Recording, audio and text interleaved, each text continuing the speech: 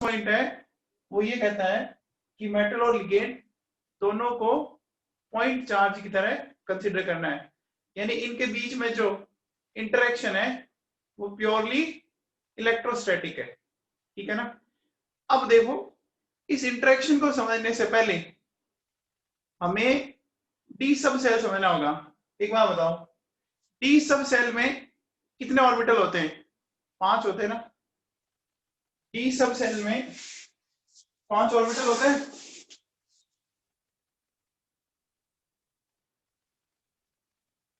ये देखिए, डी सब सेल में 5 ऑर्बिटल होते हैं। इन पांचों ऑर्बिटल की एनर्जी जो होती है वो एक जैसी होती है। तो लास्ट ईयर आपने पढ़ा होगा एटॉमिक में कि सेम एनर्जी वाले इन ऑर्बिटल को क्या नाम देते हैं? इनको नाम देते हैं डीजनरेट ऑर्बिटल। ठीक है ना। क्या बोलते हैं? डी में 5 ऑर्बिटल होते हैं, पांचों की एनर्जी सिमिलर होती है। ऐसे सिमिलर एनर्जी वाले ऑर्बिटल उनको क्या बोलते हैं? डीजनरेट ऑर्बिटल बोलते हैं। ठीक है। अब ये कौन कौन से?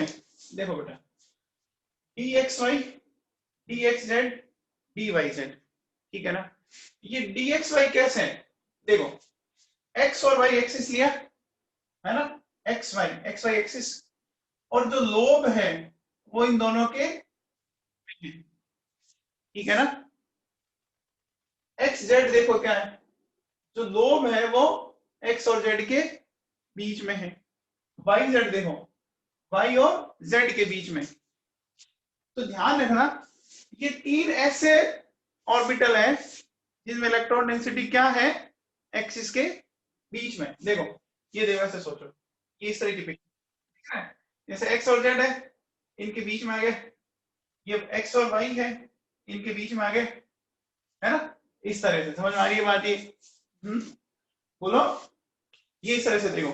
सपोज अगर मैं इसको ऐसे लूं तो ये इस तरह से आ जाएगा। ठीक है ना। ये 4 लोग दिख रहे हैं, है ना। देखो सुनो,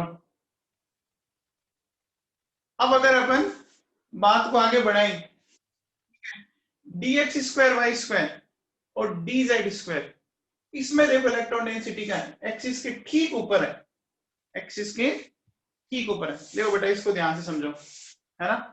देखो, मान लो ये आपके सामने जेड एक्सिस है, इधर एक्स एक्सिस है, इधर वाई एक्सिस है। तो ये ध्यान दीजिए, देखो एक्सिस के ठीक ऊपर क्या आ रहे हैं? आपकी इलेक्ट्रॉन डेंसिटी आ रही है, आ रही है कि नहीं आ रही है? ठीक है। और ये डी जेड स्क्वायर है, तो एक्स और जेड, तो जेड एक्सिस पर इलेक्ट्रॉन डेंसिटी है, और इसके चारों तरफ एक रिंग है, इस तरह से। समझ पा रहे हैं आप? है ना। जैसे सपोज ये ऐसे है और इस तरह से। ठीक है ना। ये बात समझ में आ गई? बोलो, ये जो है वो कहां से है? समझ में आया मामला ये? बोलो, ये लास्ट में पढ़े आप लोगों ने, तो यस हो गया, टाइम से आया कर क्लास में। बायो की रिकवरी क्लास है तो आप सर को बोला करो जल्दी छोड़ें।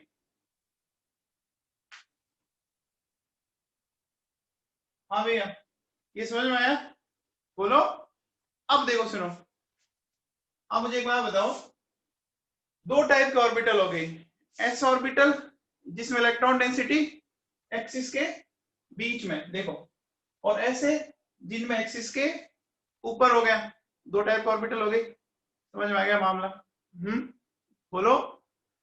अब देखो बेटा सुनो, हमारे पास देखो एक्सिस की बात करें तो आप एक बात बताओ, देखो जैसे देखो ये दिख रहा है आपको, है ना। ये अगर आप ध्यान से इमेजिन करो तो देखो, एक एक्स एक्सिस, वाई एक्सिस और जेड एक्सिस, ऐसा कह सकते हैं क्या? दिख रहा है आपको? दिख रहा है? बोलो। अब देखो, ध्यान दीजिए, ये जो मैंने बना रखा, देखो एक्स एक्सिस, वाई एक्सिस और जेड एक्सिस। तो एक्स एक्सिस के इधर लिगेंड आ रहा है, तो इधर भी एक्सिस होती है ना, एक साइड प्लस एक्स तो दूसरी साइड माइनस एक्स। अरे होता है। जैसे देखो, ये इस साइड है तो इसके अपोजिट भी होगी, होगी। ये इस साइड है, इसके अपोजिट भी इधर होगा, होगा। ये ऊपर है, ये नीचे भी होगा, होगा कि नहीं होगा? ये बात समझ आएगी, ठीक है ना? ये बात समझ आ गई? तो बोलो टोटल कितने लिगेंड हो गए? 6 हो गए। चेक करो, देखो x plus X minus X plus Y minus Y plus Z minus Z. अरे होता है, एक्सिस जो है ना, समझ में आ रहा है? ये देखो, ये अगर आप ध्यान दो, जैसे ये पॉइंट ऑफ ओरिजिन है, पॉइंट ऑफ ओरिजिन से ऊपर और नीचे, है ना, लेफ्ट और राइट, आपकी तरफ और पीछे की तरफ। ये बात समझ में आई? पहले इतना समझ में आया क्या? बोलो। ठीक है, अब बताओ, जब ये टोटल 6 लिगेंड आएंगे तो कौन सी स्ट्रक्चर बनने वाली है? 6 लिगेंड आएंगे तो कौन सी स्ट्रक्चर बनेगी? ऑक्टाहेड्रल बनेगी पक्का। देखो, देखो प्लस एक्स की साइड से आ रहा है ना, और माइनस एक्स की साइड से भी आ रहा है माइनस एक्स की साइड से, ठीक है। प्लस वाई की साइड से भी आ रहा है और माइनस वाई की साइड से भी आ रहा है, प्लस जेड की साइड से भी आ रहा है और इस साइड से भी आ रहा है कि नहीं आ रहा? बोलो। तो देखो टोटल 6 लिगेंड हो गए, 1 2 3 4 5 6, है कि नहीं है? अरे है, बोलो। तो देखो 6 लिगेंड को यहाँ लिखा है मैंने, दिख रहा है आपको? ये मैंने एक्स एक्सिस ले ली इस तरह से, अगर ठीक है, तो इसके परपेंडिकुलर ये क्या हो गई? वाई एक्सिस हो गई। और इन दोनों के परपेंडिकुलर अबव और बिलो कौन सी हो जाएगी? जेड एक्सिस हो जाएगी क्या? बोलो। देखो ये जो दिख रहा है आपको, ये इस डायग्राम को ध्यान दीजिए, देखो इसको आप एक्स एक्सिस मान लो, है ना, तो ये पूरी एक्स एक्सिस है, ये पूरी एक्स एक्सिस, ये पूरी वाई एक्सिस है। तो ऊपर जो लोब होगा और जो नीचे लोब होगा वो कौन सा हो जाएगा? जेड एक्सिस हो जाएगा क्या? अरे ये समझ आ रहा है क्या?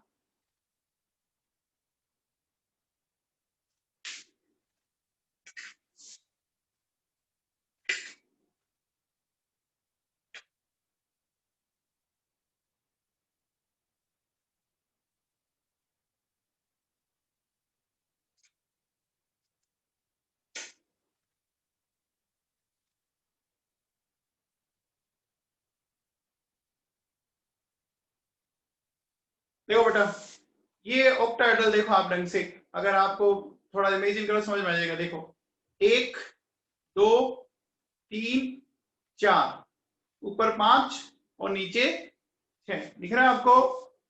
ये एक्स एक्सिस है, ये वाई एक्सिस है, और ऊपर नीचे जेड एक्सिस है।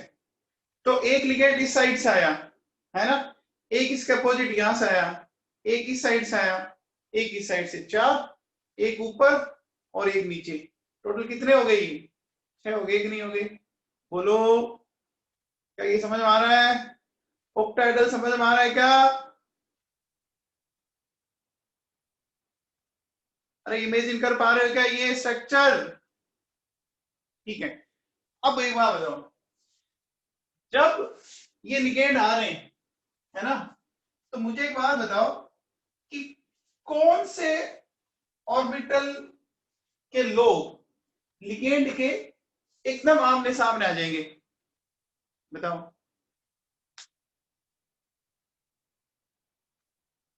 जब ये लिगेंड मूव कर रहे हैं तो कौन से ऑर्बिटल के लोब आमने सामने आ जाएंगे?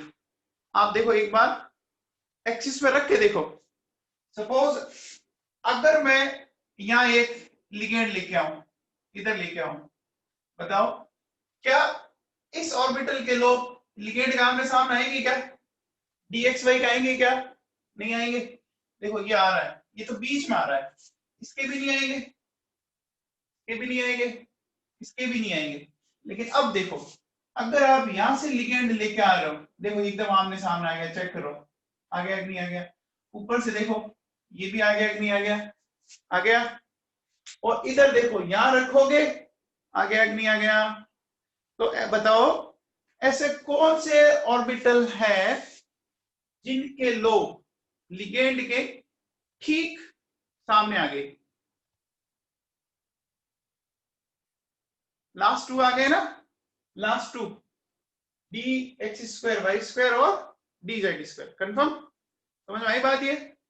अब एक बात बताओ, ऑर्बिटल में भी इलेक्ट्रॉन, सुनना मेरी बात ढंग से, ऑर्बिटल में भी इलेक्ट्रॉन और लिगेंड के पास भी इलेक्ट्रॉन, तो इनके आमने सामने की लड़ाई होगी। समझ में आ रहा है? बोलो, है ना? भाई इस ऑर्बिटल में भी इलेक्ट्रॉन है और इधर से लिगेंड आ रहा है, तो इन दोनों के बीच में क्या होगा? रिपल्शन होगा। रिपल्शन होने से एनर्जी क्या होती है? बढ़ेगी ना। अरे रिपल्शन होने से एनर्जी क्या होगी? बढ़ेगी क्या? बढ़ेगी। किन किन ऑर्बिटल की बढ़ जाएगी? किन किन की बढ़ जाएगी?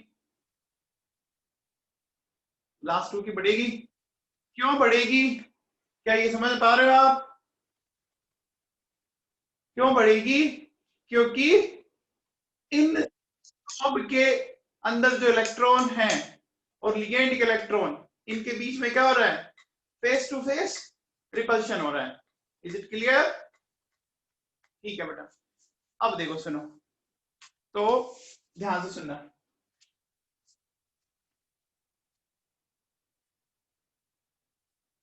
बेटा अब मैं जो डायग्राम समझा रहा हूं उसको बहुत ही ढंग से समझना।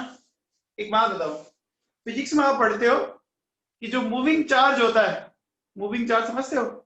चार्ज मूव कर रहा हो तो वो दो तरह के फील्ड जनरेट करता है, इलेक्ट्रिक फील्ड और मैग्नेटिक फील्ड। समझ लो मेरी बात, मूविंग चार्ज दो तरह के फील्ड जनरेट करता है, electric field and magnetic field.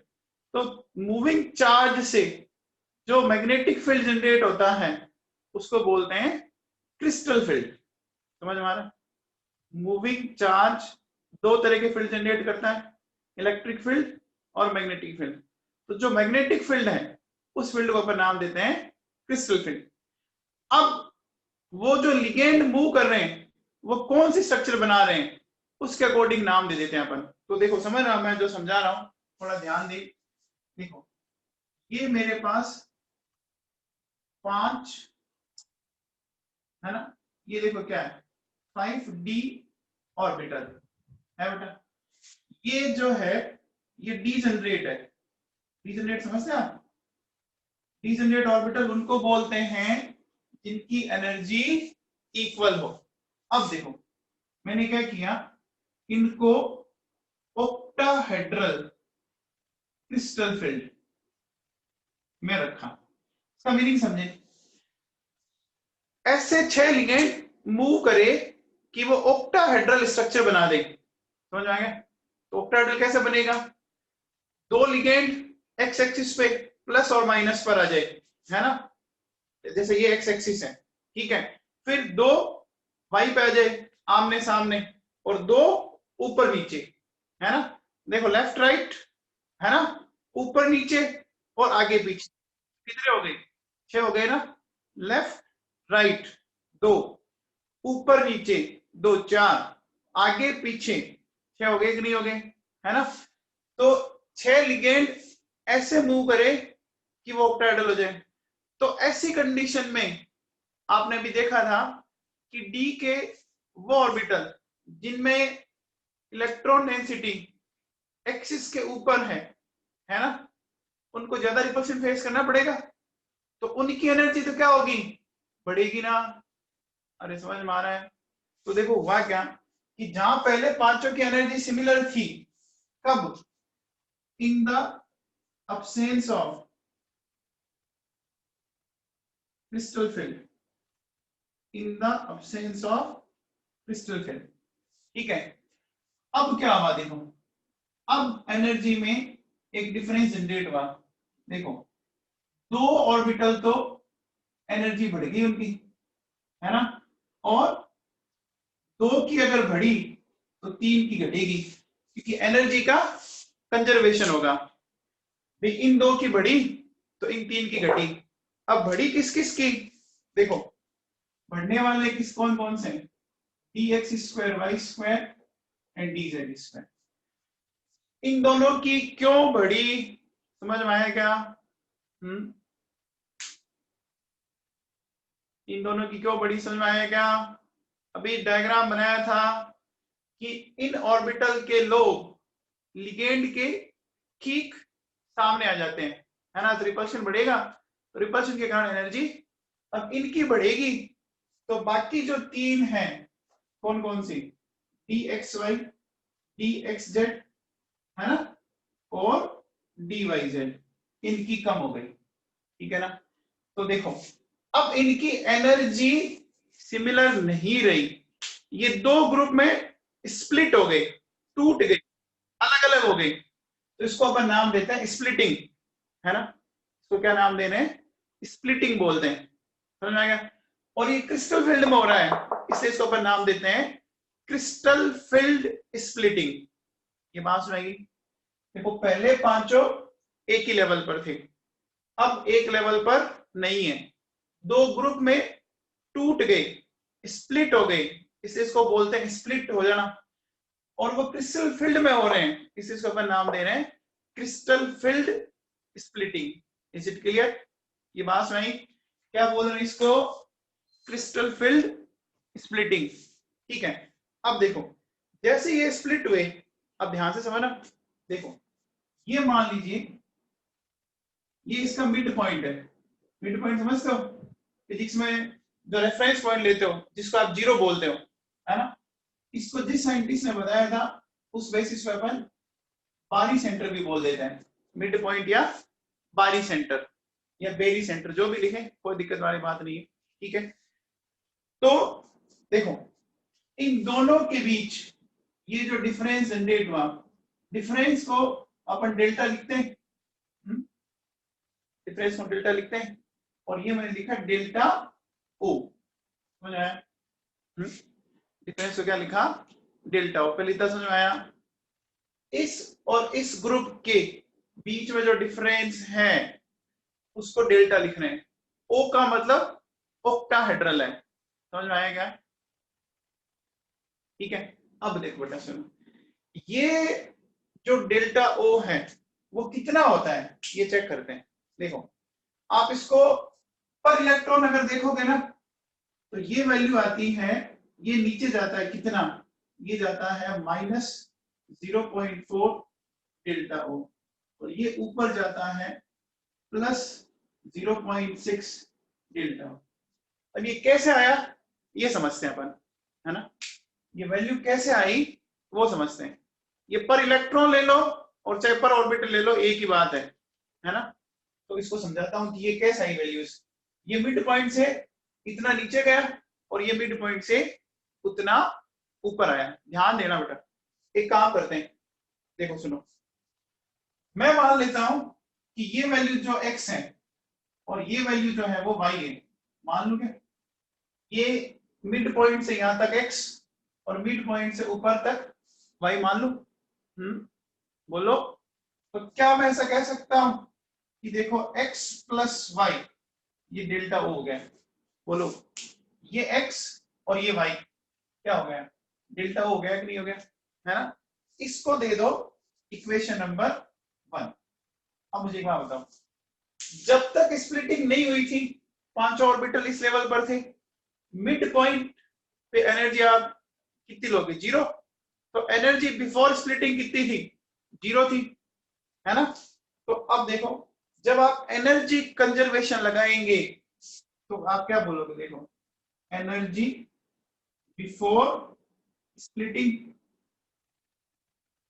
और एनर्जी आफ्टर स्प्लिटिंग, समझे आप। एनर्जी कंजर्वेशन का मतलब यही होता है टूटने से पहले और टूटने के बाद दोनों बराबर होगी तभी कंजर्वेशन होगा, बोलो। अरे ये समझ में आएगा। अब बताओ, मैं एक ऑर्बिटल की x मान लेता हूं, ठीक है ना। तो एक बात बताओ, टूटने से पहले 0 थी, अब आफ्टर स्प्लिटिंग देखो, एक ऑर्बिटल की अगर x मान लेता हूं तो 3 ऑर्बिटल की हो जाएगी -3x, है ना। नीचे गया तो माइनस, नीचे गया तो माइनस, बोलो, और ऊपर गया तो प्लस। अब देखो आप चाहो तो इसको ऐसे भी लिख सकते थे, 3 ऑर्बिटल है तो 3 ऑर्बिटल में 6 इलेक्ट्रॉन आएंगे, तो आप चाहो तो ऐसे लिख दो -6x और प्लस 4y, एक ही बात है। अरे चाहो तो ऑर्बिटल के अकॉर्डिंग लिख लो और चाहो तो इलेक्ट्रॉन के अकॉर्डिंग लिख लो, लिख सकते हैं। अब देखो सोल्व करोगे ये क्या हो गया 3x और 2y, ऐसा है, आया क्या, ये बात समझ में आ गई। ये ऐसा लिख सकते हैं। यहां से देखो x की वैल्यू कितनी आ गई 2/3y, ये बात समझ में आई। x की वैल्यू है 2/3y। ये इक्वेशन दिख रही है आपको, ये इक्वेशन है ना। इस इक्वेशन में क्या करें, x की वैल्यू उठा के रख दो इस इक्वेशन में। देखो ये इक्वेशन आपके पास x प्लस वाई डेल्टा ओ है, तो x की जगह मैंने रखा 2/3y और ये y, ठीक है, बोलो ये बात। तो यहां से देखो 3 एलसीएम आ गया, बोलो, है ना। तो बोलो ये क्या हो गया बताओ, ये हो गया 2y और ये हो गया 3y, हो गया कि नहीं हो गया। तो ये हो गया देखो 5y/3, तो y कितना आ गया 3/5 डेल्टा ओ। 3/5 क्या आएगा बताओ, 3/5 क्या आएगा बताओ, 3/5 डेल्टा ओ क्या आएगा 0.6 आएगा। देखो मैंने कितना लिखा है 0.6, ये अगर 0.6 आएगा तो इसको 0.4 आना पड़ेगा ना। क्या समझ पा रहे हैं आप, क्योंकि पूरा 1 है, पूरा 1 है, तो ऊपर अगर 0.6 आया तो नीचे कितना आएगा बोलो 0.4 आएगा क्या। अब जो घट रहा है उसके आगे माइनस लगा देंगे और बढ़ रहा है उसके आगे प्लस लगा देंगे। अरे ये समझ में आया क्या, वापिस सुनो। देखो ये 5 डी ऑर्बिटल थे, ठीक है, जब तक लिगेंड नहीं था तो कोई क्रिस्टल फील्ड नहीं था। क्रिस्टल फील्ड मैंने क्या बोला कि जब कोई चार्ज पार्टिकल मूव करता है तो दो तरह के फील्ड जनरेट करता है, इलेक्ट्रिक फील्ड और मैग्नेटिक फील्ड। समझ में आ रही बात, ठीक है ना। तो जो मैग्नेटिक फील्ड होता है उसको क्रिस्टल फील्ड बोलते हैं, ठीक है ना। तो अभी हम लेके चल रहे हैं ऑक्टाहेड्रल क्रिस्टल फील्ड। इसका मतलब आप 6 ऐसे लिगेंड लो जो ऐसे मूव करे कि ऑक्टाहेड्रल आपकी स्ट्रक्चर बन जाए। तो अभी मैंने थोड़ी देर पहले पिछली कंडीशन में डायग्राम बना के बताया था। तो ये जो ऑर्बिटल हैं, है ना, इनके लो लिगेंडों के ठीक सामने आ गए थे, तो इनको ज्यादा रिपल्शन फेस करना पड़ा, है ना। ये 45 है, तो जिनको रिपल्शन ज्यादा फेस करना पड़ा उनकी एनर्जी बढ़ गई, तो बाकियों की एनर्जी क्या हो गई, घट गई, डिक्रीज हो गई। कंजर्वेशन हुआ, कुछ की बढ़ेगी तो कुछ की घटेगी। ये समझ पा रहे हैं आप बात को। तो अब देखो जो पहले पांचों एक साथ थे दो ग्रुप में टूट गए, स्प्लिट हो गए, इसको इसे हमने नाम दिया क्रिस्टल फील्ड स्प्लिटिंग। समझ में आया, क्रिस्टल फील्ड स्प्लिटिंग। और ये जो डिफरेंस जनरेट हुआ उसको नाम देते हैं क्रिस्टल फील्ड स्प्लिटिंग एनर्जी। क्या नाम देने हैं, क्रिस्टल फील्ड स्प्लिटिंग एनर्जी। ये बात समझ में आई। अब देखो इसको डेल्टा ओ से लिखा दें, डेल्टा का मतलब डिफरेंस, ओ का मतलब ऑक्टाहेड्रल। तो मिड पॉइंट से ये पर इलेक्ट्रॉन इतना नीचे जा रहा है और ये पर इलेक्ट्रॉन इतना ऊपर जा रहा है। आप जा रहा है कि नहीं जा रहा, ये बात समझ में आ गई, है ना। तो ये मैंने प्रूव किया कि इसको x मान लो इसको y मान लो, तो x और y को जब जोड़ोगे तो डेल्टा हो गया। एनर्जी स्प्लिटिंग होने से पहले और स्प्लिट होने के बाद में बराबर होगी। स्प्लिट होने से पहले 0 थी तो बाद में भी 0 रहनी चाहिए। तो देखो हर को x माना तो -3x और ऊपर गया +2y। सोल्व करके मैंने x की वैल्यू निकाल ली और x की वैल्यू इस इक्वेशन में रख के मैंने y निकाला दिया, 3/5 आ गया। 3/5 का मतलब 0.6, ये 0.6 आया तो ये अपना आप ही 0.4 आएगा। इतने में कोई डाउट है, 2 बार समझा चुका हूं मैं।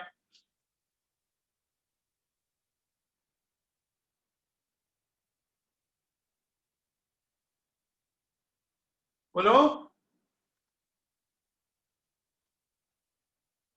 चलो अब एक बात और सुनो।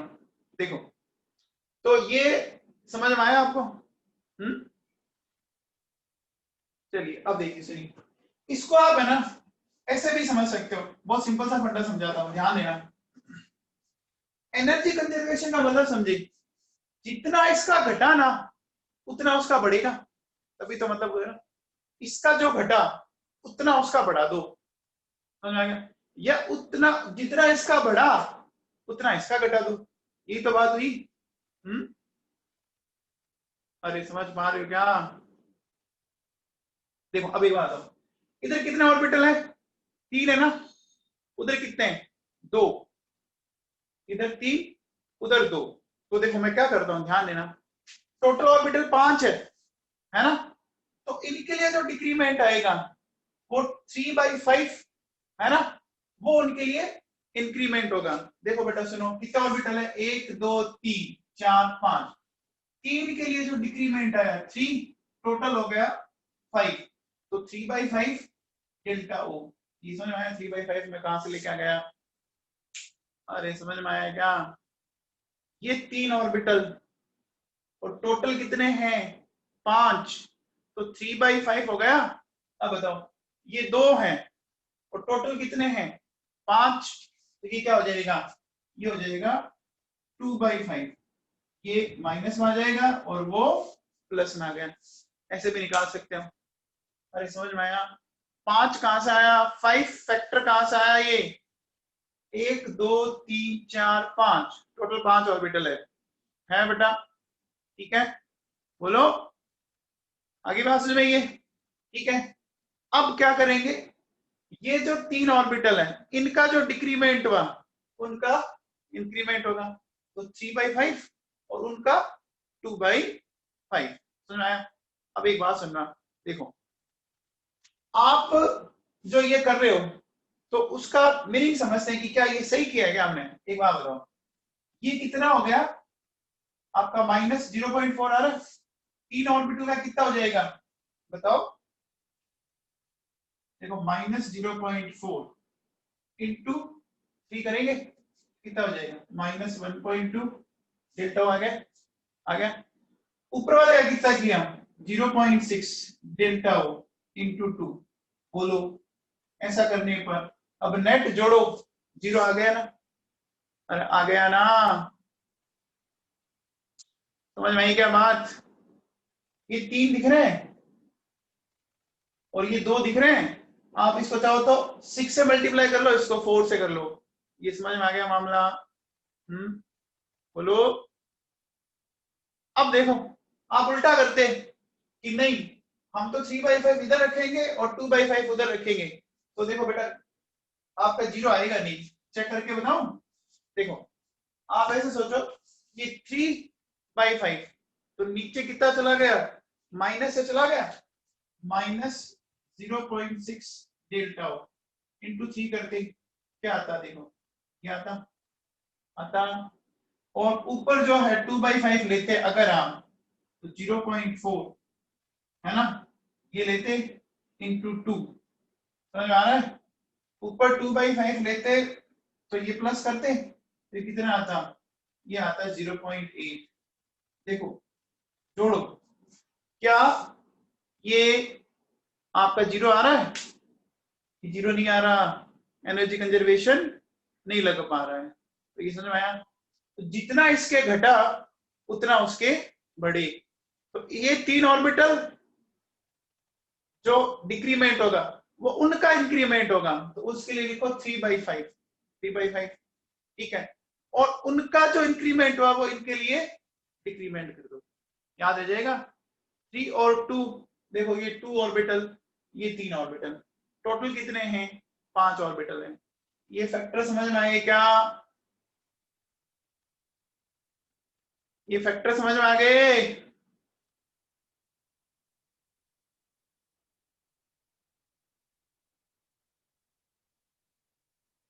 ठीक है, हाँ। अब देखो बेटा सुनो, ये जो 3 ऑर्बिटल है ना, इनको कलेक्टिवली एक नाम दिया जाता है T2G ऑर्बिटल। ये स्पेक्ट्रोस्कोपी के वर्ड है ना? T2G है ना? स्पेक्ट्रोस्कोपी आपके सिलेबस में नहीं है तो आपको याद ही रखना पड़ेगा इनको। इसका वैसे मीनिंग होता है ट्रिपली डीजेनरेट। ट्रिपली मतलब तीन एक जैसे, तीन है ना, T2G, और इनको बोलते हैं ईजी ऑर्बिटल। ईजी का मतलब होता है डबली डीजेनरेट। डबली मतलब दो, ट्रिपली मतलब तीन।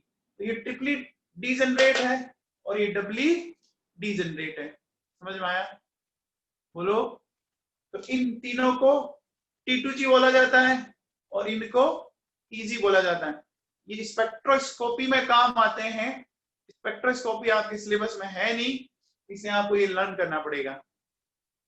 ठीक है, अब देखो बेटा सुनो, हमने ये डिफरेंस तो पढ़ लिया, ठीक है। अब एक और स्केल लिया जाता है, इसी डेल्टा ओ को ये भी लिखा जाता है 10 DQ। इसको इसके बराबर ले लेते हैं, जैसे 1 मीटर इक्वल्स टू 100 सेंटीमीटर, वैसे इसके लिए ये लिया 10 DQ, डे का क्वांटम। डी मतलब डे का, क्यू मतलब क्वांटम। टोटल 10 इसलिए बोला क्योंकि डी में टोटल 10 इलेक्ट्रॉन आते हैं, इसलिए बना लिया इसको एक, ठीक है ना। अब बताओ 10 DQ के अकॉर्डिंग ऊपर वाला कितना होगा? 6 DQ हो जाएगा क्या? और नीचे वाला कितना हो जाएगा? 4 DQ। क्या ये बात समझ पा रही है आप? बोलो। ये डेल्टा ओ किसके इक्वल है? 10 DQ के।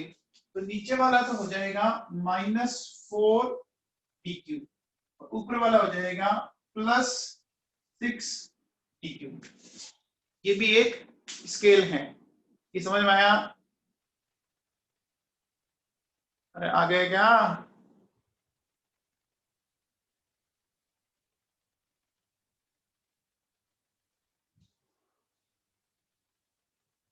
ठीक है, चलिए।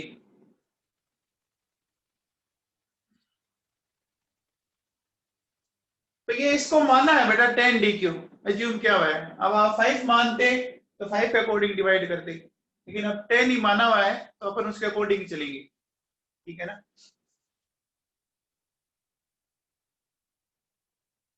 अब देखो बेटा सुनो,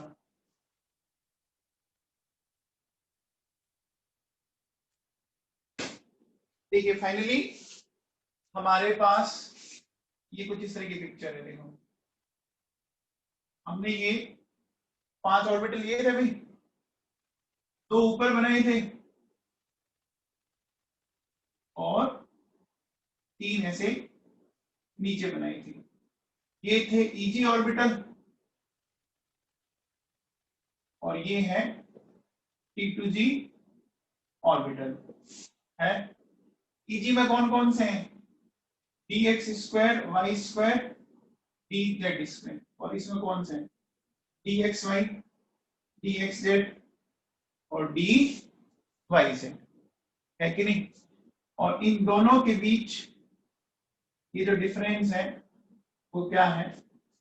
डेल्टा ओ है। इतना समझ में आ गया?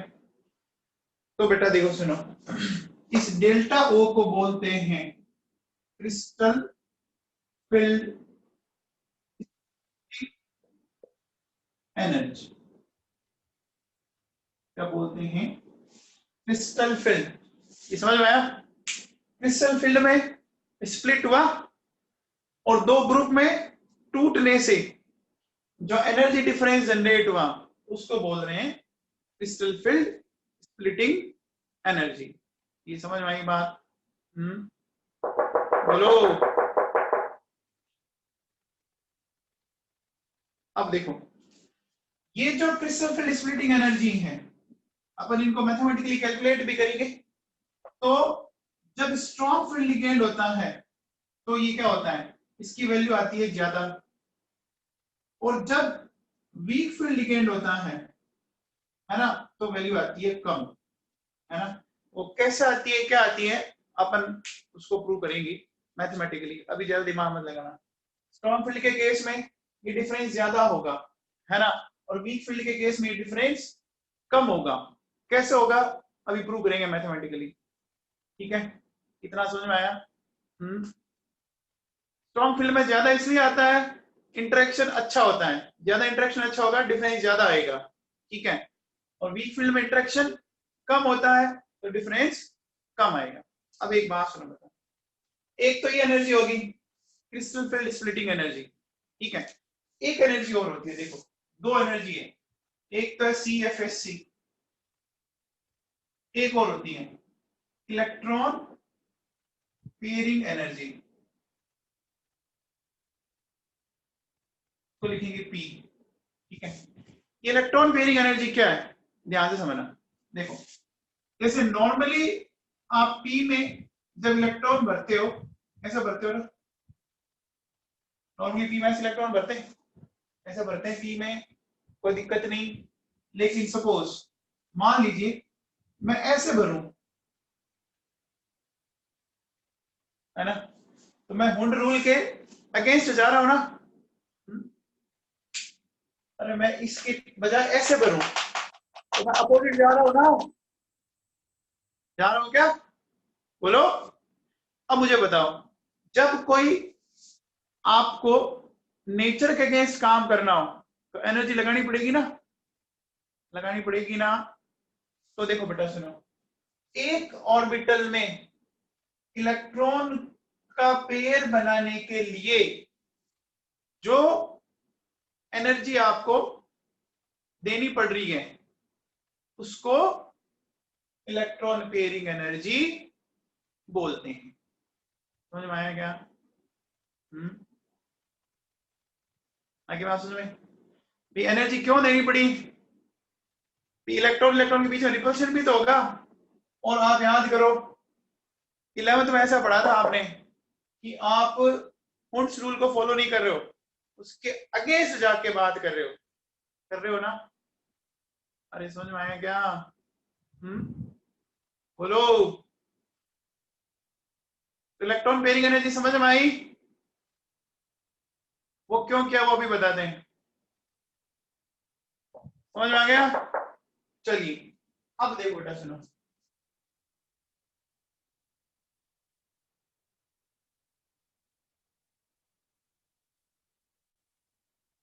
देखो सबसे पहले एक मैं एग्जांपल लेता हूं, Fe(TN6-4), ये पढ़ा था आप लोगों ने, कॉम्प्लेक्स, है ना। तो Fe की ऑक्सीडेशन स्टेट निकालो, X -6 × 1 -4, X की वैल्यू 2 आ गई। आगे Fe कौन सी स्टेट में आया, +2 स्टेट में आ गया, ये आ गया 3d6 4s0, इसमें कोई दिक्कत नहीं। अब देखो बेटा क्या होगा कि इसमें ये जो स्प्लिटिंग हो रही है वो ऐसे हो रही है,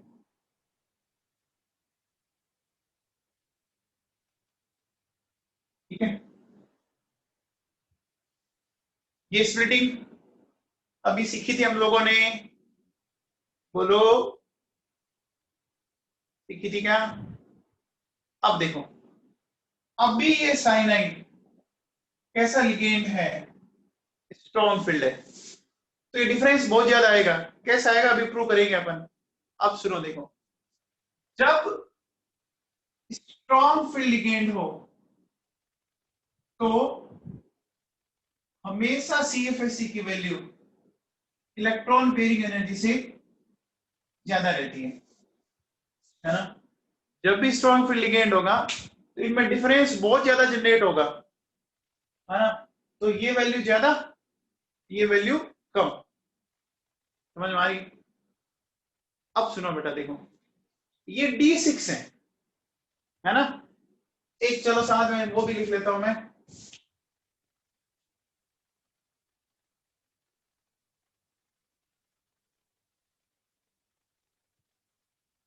देखो इसमें Fe+2 आ गया, ठीक है, और इसमें भी वही पिक्चर है 3d6 4s0।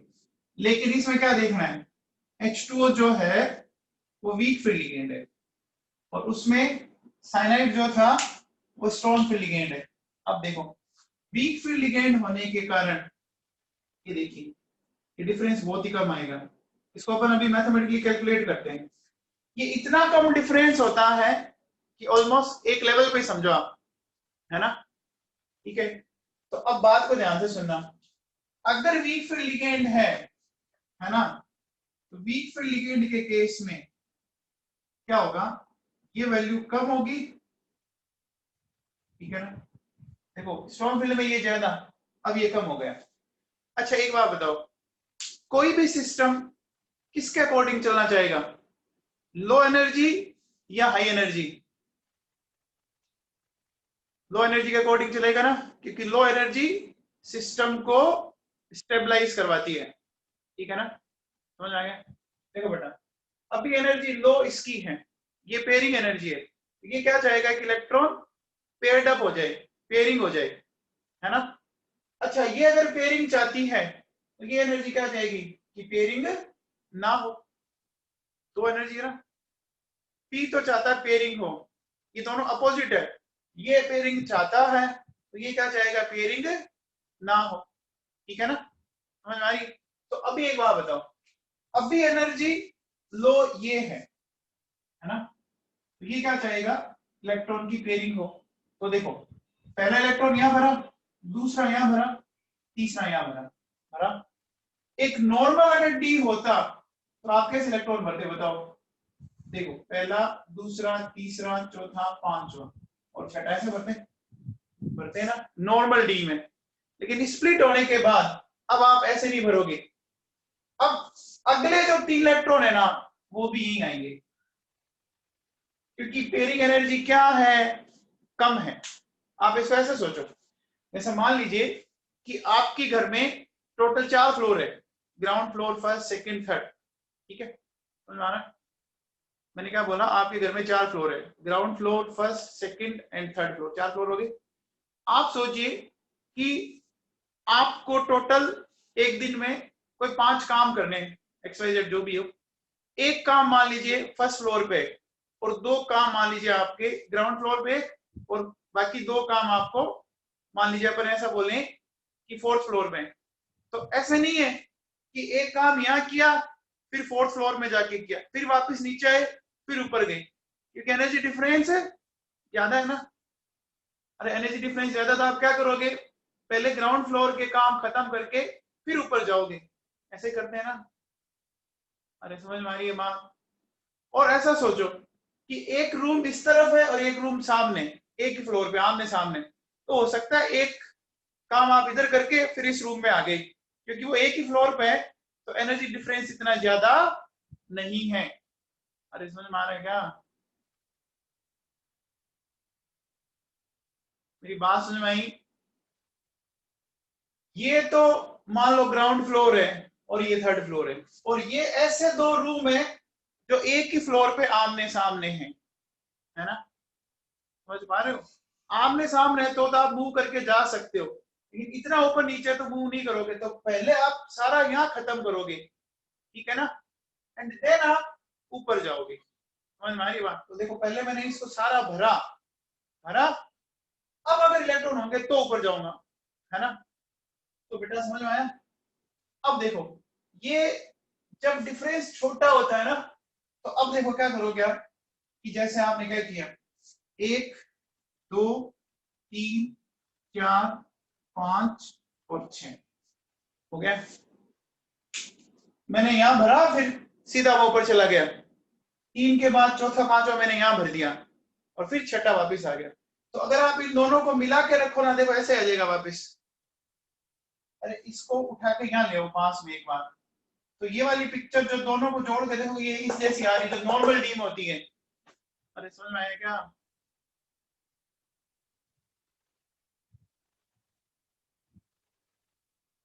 वीक फील्ड के केस में, है ना, क्या हो रहा है, वही डी बन रहा है जैसे एक नॉर्मल डी बनता है, लेकिन स्ट्रॉन्ग फील्ड के केस में देखो अलग आया कुछ, ये पिक्चर इसके जैसी नहीं है, नहीं है ना, अरे नहीं है, बोलो,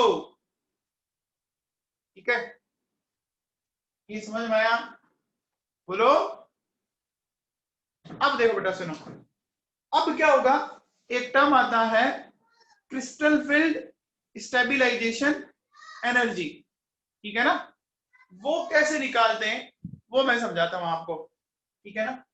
देखो जब एनर्जी डिक्रीज हुई, स्टेबिलिटी बढ़ी होगी, उसको समझते हैं अपन। देखो कितने इलेक्ट्रॉन है बताओ, ये इलेक्ट्रॉन काउंट करो कितने हैं, कितने हैं ये 6 इलेक्ट्रॉन है।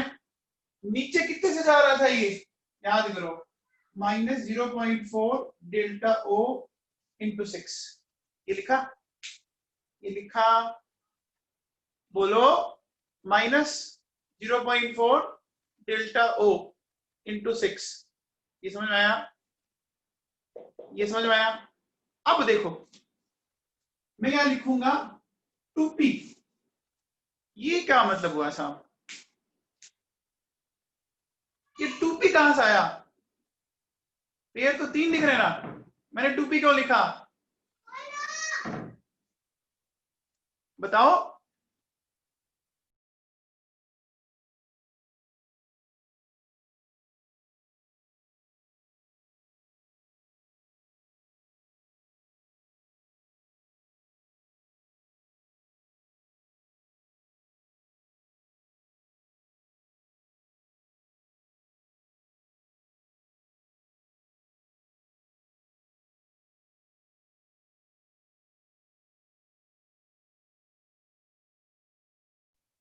हाँ जी, ये 2p क्यों आया,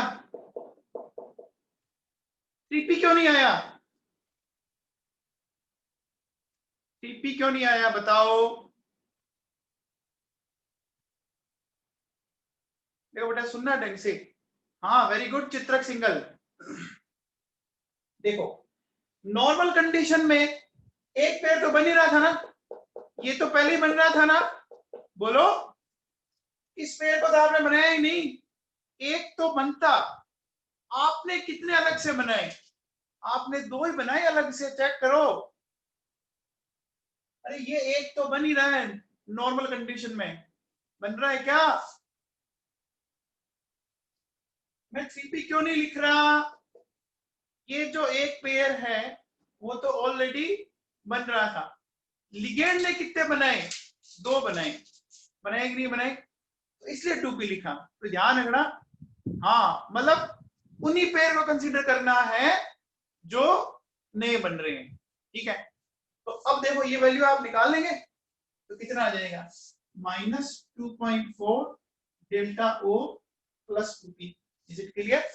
इधर आओ, देखो 4 इलेक्ट्रॉन ये है तो -0.4 डेल्टा ओ इंटू 4, समझ में आया, ये समझ में आया, 4 इलेक्ट्रॉन है और हर का -0.4 होता है, ऊपर वाला क्या है 0.6 डेल्टा ओ इंटू 2, है ना। क्या यहाँ पेयरिंग एनर्जी आएगी क्या पिक्चर में, बोलो क्या इस डायग्राम में पेयरिंग एनर्जी आएगी क्या, नहीं आएगी, क्यों नहीं आएगी, ये पेयर तो वैसे ही बन रहा था, आपने नहीं बनाया, नहीं बनाया ना। तो अब बताओ ये जो एनर्जी आई कितनी आई, देखो ये आई -1.6 और ये यानी ओवरऑल कितनी आई 0.4 डेल्टा ओ, आई कि नहीं आई, बोलो। अब इस एनर्जी को कंपेयर करो, देखो ये एनर्जी ज्यादा आपकी नेगेटिव आ रही है, आ रही है कि नहीं आ रही, अरे आ रही है, ज्यादा एनर्जी नेगेटिव का मतलब रिलीज हुई, बोलो, और यहाँ एनर्जी कम रिलीज हुई, ये समझ में आया, क्या बात समझ में आई। तो अब बताओ देखो ये डी खाली पड़े, ये दोनों डी खाली पड़े तो डी आराम से काम आ सकता है अंदर वाला 3d का, तो अगली सेट क्या आ जाएगी D2sp3, यहाँ डी खाली नहीं पड़े तो आपको बार वाले डी में जाना पड़ेगा, तो क्या हो जाएगा sp3d2, ये समझ में आया। ये डी खाली पड़े ना, ऊपर वाले कौन से थे डी के 2, dz2 dx2 y2 काम आ जाएंगे, अंदर वाले काम आ रहे हैं तो ये इनर ऑर्बिटल कॉम्प्लेक्स है और ये लो स्पिन कॉम्प्लेक्स है, ये आउटर ऑर्बिटल कॉम्प्लेक्स है और हाई स्पिन कॉम्प्लेक्स है कि नहीं है, बोलो। इसमें कोई भी इलेक्ट्रॉन अनपेयर्ड नहीं है तो n की वैल्यू 0, तो म्यू bm 0, इसमें देखो कितने इलेक्ट्रॉन अनपेयर्ड है, 1 2 3 4, 4 है तो n की वैल्यू 4 लेके √24 आ जाएगा। क्या ये समझ में आया? ये जो अपन सब सीख चुके हैं ऑलरेडी, क्या ये बात समझ में आई? आगे क्या?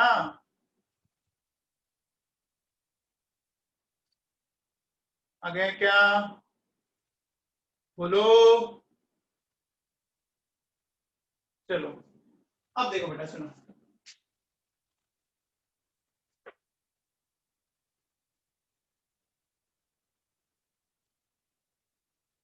एक बात करते हैं, देखिए हमारे पास ये ऐसी पिक्चर है, ये डी के 5 ऑर्बिटल है, ठीक है। एक बार अपन ले लेते हैं स्ट्रॉन्ग फील्ड लिगेंड, डिफरेंस ऐसा कर दें, और एक बार ले लेते हैं वीक फील्ड लिगेंड।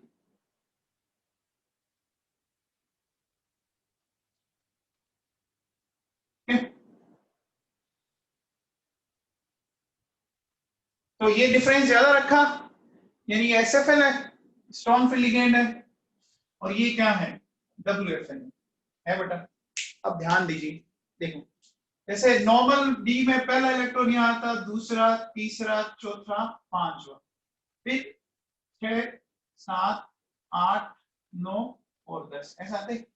नॉर्मल में ऐसे आते, पहला, दूसरा, तीसरा, चौथा, पांचवा, फिर छठा, सातवां, आठवां, नौवां, 10वां, ऐसे आता क्या? बोलो। ऐसे भरते हैं ना? अरे भरते हैं। अब देखो इसमें क्या होगा, पहला यहाँ आया, दूसरा यहाँ आया, तीसरा, फिर चौथा, फिर पांचवा, फिर छठा, है हो गए। जब पूरा भर गया तो ऊपर जाएंगे, 7 8 9 10। देखो डिफरेंस आ गया, यहाँ 1 और 6 था, यहाँ 1 और 4 आ गया, चेक करो डिफरेंस आ गया ना। स्ट्रॉन्ग फील्ड के केस में डिफरेंस आ गया भैया, बोलो आ गया क्या? अरे समझ में आई बात? डिफरेंस आ गया ना।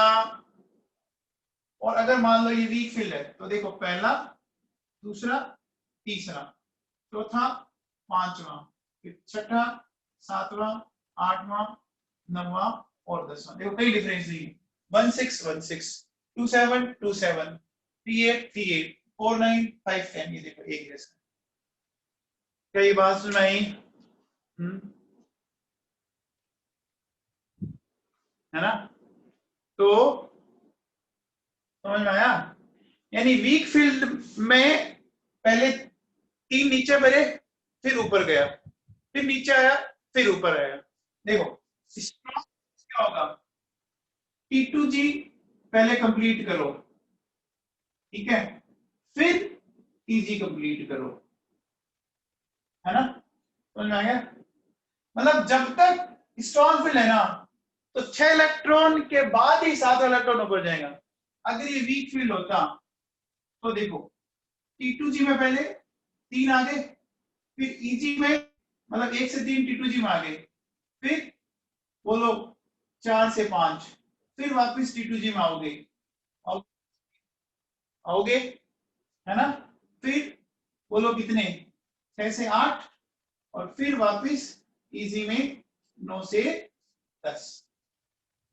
देखो कंप्लीट नीचे वाला भरोगे, नीचे वाला कंप्लीट का मतलब हो गया 1 to 6, और फिर क्या हो गया बताओ, 7 to 10। इसमें 1 से 3, फिर 4 से 5, फिर वापस T2G में आए। क्या ये समझ में आया? क्या ये समझ में आया? अपन नेक्स्ट रन पे इसकी बात करेंगे, ठीक है ना? तो कल कोई क्लास नहीं